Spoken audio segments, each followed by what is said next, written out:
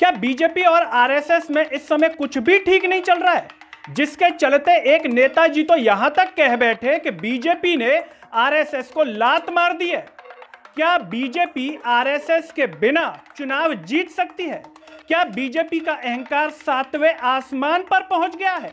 और क्या अगर यह बात सच है तो इन सब का खामियाजा इस बार के लोकसभा चुनाव में नरेंद्र मोदी को चुकाना पड़ेगा? आखिर हो क्या गया है और ये सारी बातें निकल कर के क्यों आ रही हैं? नमस्कार, मैं हूं गिरिराज शर्मा और आप देख रहे हैं सरल टॉक। दोस्तों, आप सभी जानते हैं कि बीजेपी और आरएसएस एक दूसरे से जुड़े हुए हैं, या ये कहें कि एक दूसरे की परछाई है।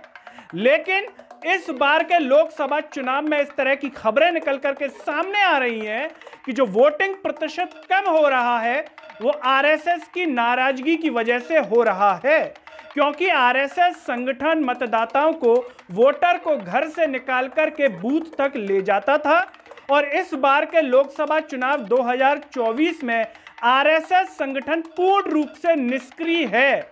मतलब इस बार के चुनाव में वो अपनी कोई भी भागीदारी नहीं निभा रहा है, ऐसी खबरें चल रही हैं।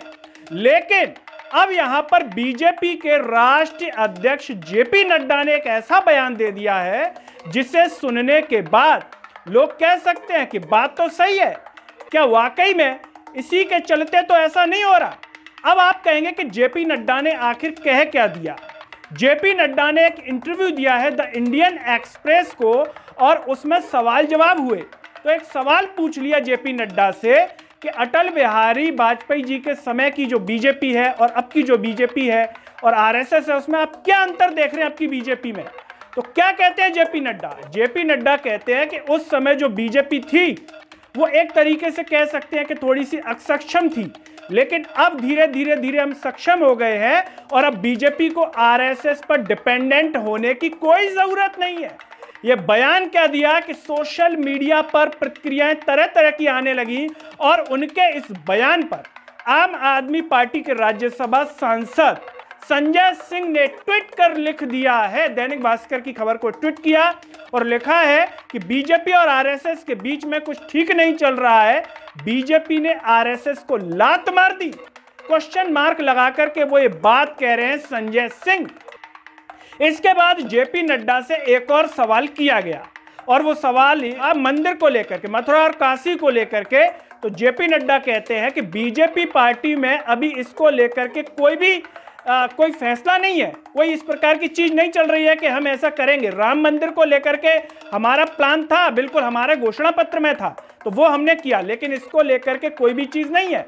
तो उन्होंने कहा कि आपके नेता तो बयान देते हैं। तो उन्होंने कहा कि हर नेता की अपनी एक शैली होती है, हर नेता कई बार भावनाओं में भी कुछ कह देते हैं। तो इस प्रकार से उन्होंने इसका जवाब दिया। लेकिन जेपी नड्डा की ये जो आरएसएस वाली बात है वो कहीं ना कहीं क्या मोहन भागवत को चुभ गई है या पहले से ही बीच में अनबन चल रही है? इसीलिए इसके चलते मतदाता मतदान केंद्रों तक नहीं पहुंच रहे हैं, वोटिंग प्रतिशत कम आ रहा है, जिसकी ये जो है एनालिसिस की जा रही है लोगों के द्वारा कि बीजेपी इस बार के चुनाव में हारने वाली है, वोटिंग प्रतिशत कम है। और अगर ऐसा है तो क्या इसका खामियाजा इस बार नरेंद्र मोदी जी को चुकाना पड़ेगा? सत्ता छिन जाएगी उनसे, वो प्रधानमंत्री नहीं रहेंगे। इसे तरह तरह से लोग अपने अपने एंगल से देखते हैं। दोस्तों, आप इसे किस एंगल से देख रहे हैं कमेंट बॉक्स में अपनी राय जरूर दीजिए। इस वीडियो को हर जगह शेयर कीजिए, चैनल को सब्सक्राइब कीजिए, साथ ही साथ सरल टॉक के Facebook, Twitter, Telegram, Instagram page को आप जरूर फॉलो कीजिए।